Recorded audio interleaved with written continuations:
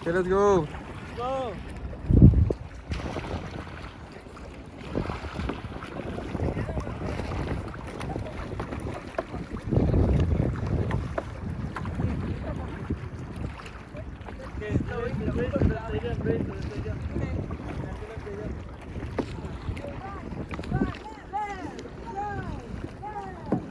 There they go.